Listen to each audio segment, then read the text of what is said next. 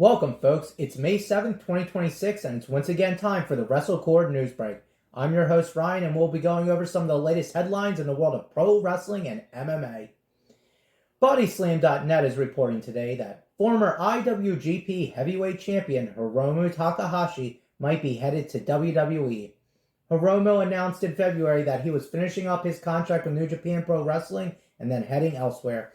It was unsure where he would land, but AEW and WWE were the top candidates mentioned at the time.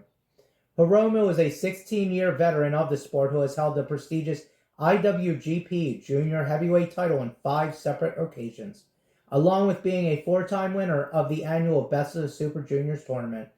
At the age of 36, it's interesting to see if he will head straight to the main roster like the recently signed Royce Keys, or if he will in fact show up in NXT alongside former New Japan colleague Evil, who is now known as Nakaro. Speaking of new names, right now the rumor is that the recently trademarked Nox Raijin could become Takahashi's new moniker if he indeed is headed to the Stanford-based promotion. The UFC 6 video game is set to hit shelves in June, and we were recently treated to a new trailer that features none other than former WWF star and UFC veteran Ken Shamrock. There's a blast from the past, folks. Ken Shamrock, in video game form that is featured in a trailer battling current UFC stars. Yes, folks, they in fact still do have some stars in this day and age. Shamrock is most famous to wrestling fans for his years spent with the World Wrestling Federation, where he is a multi-time Intercontinental Champion and had a high-profile feud in 1998 with up-and-coming wrestler The Rock. Wonder whatever happened to him. The Ultimate Edition of UFC 6 is set to release on June 14th for PS5, Xbox Series X, S, Y, Q, B, L, T, or whatever it's called, and PC. Whoops, strike that last one, folks. Why would anyone release a big budget game for PC gamers? How silly of me.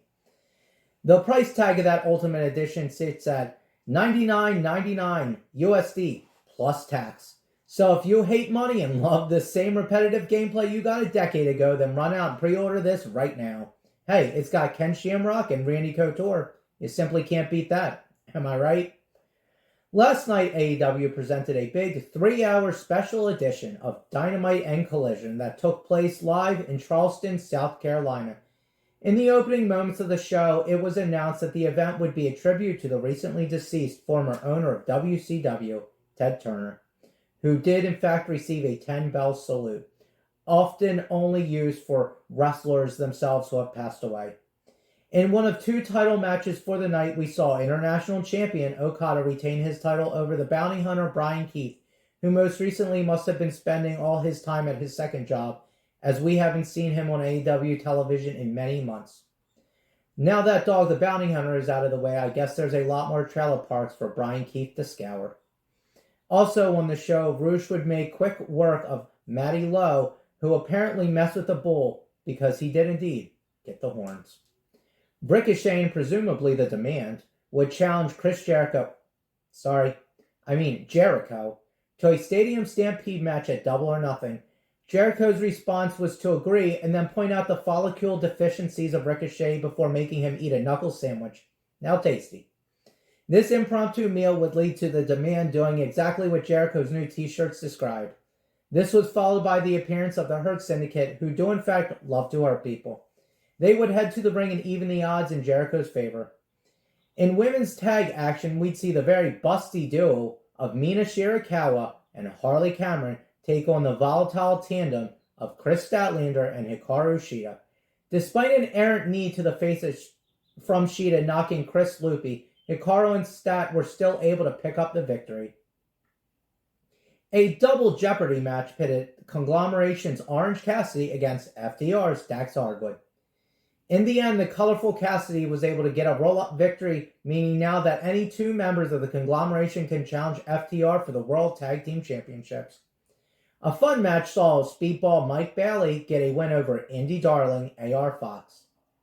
In Continental title eliminator action, we saw the Continental Champion Jon Moxley face Bang Bang Gang's Juice Robinson.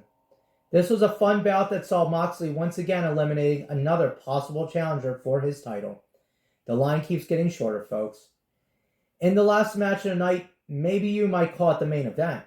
We'd see the Death Riders team with the Dogs. So yes, folks, the Dog Riders lose out to the Bang Bang Gang and the Young Bucks.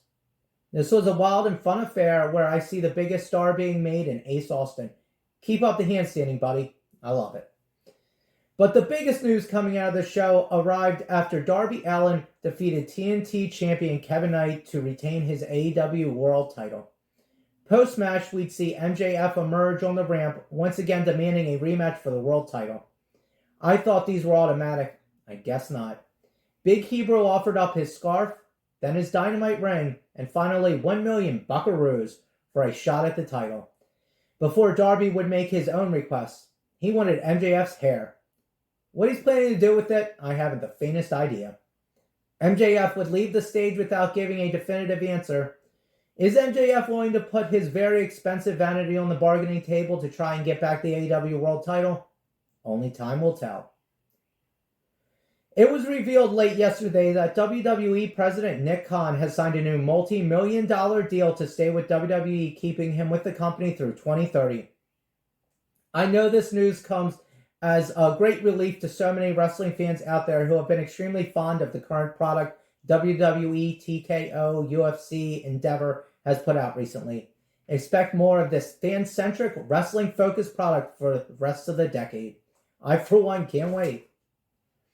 Per a report by SE Scoops, Tommy Aleister Malachi Black is in ongoing talks with AEW about a possible return to the company. Black is currently under a 90-day no-compete clause, so any return to the All Elite promotion will have to be on hold for the near future. Black already spent over 3 years with the company from mid-2021 till his departure in early 2025, where he would head back to WWE. His most recent tenure in the Stanford-based promotion was subpar to say the least. He had very little screen time before finally being released just less than a year later in the ongoing post-WrestleMania talent cuts. Whether deservingly or not, Black has garnered a reputation for being difficult to work with and unwilling to put over other talent. It'll be interesting to see if he does make it back to the home of the House of Black, or if he'll pop up somewhere else in the world of wrestling. PW Insiders claiming that Blake Monroe, the former Mariah May, is expected to move up from the NXT brand to the main roster by the end of the month. Not sure why she ended up in NXT anyway. Did WWE not see that year-long story she built with Toni Storm? Take the blinders off WWE and get with the program.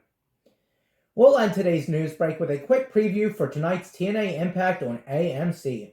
In tag team title action, we'll see the champions Brian Myers and Bear Bronson take on Nick Nemeth and KC Navarro. EC3 battles Eric Young in a no DQ match. We'll hear from TNA World Champion Mike Santana. More championship action sees Ariana Grace putting her Knockouts title on the line against Lei Ying Lee. Also, the Systems, Eddie Edwards and Cedric Alexander face off with X Division champion Leon Slater and Moose. Sorry, folks. I'm not sure what got into me there. With that, we come to the end of the WrestleCord news break. I'm Ryan, signing off, hoping to see you all again tomorrow.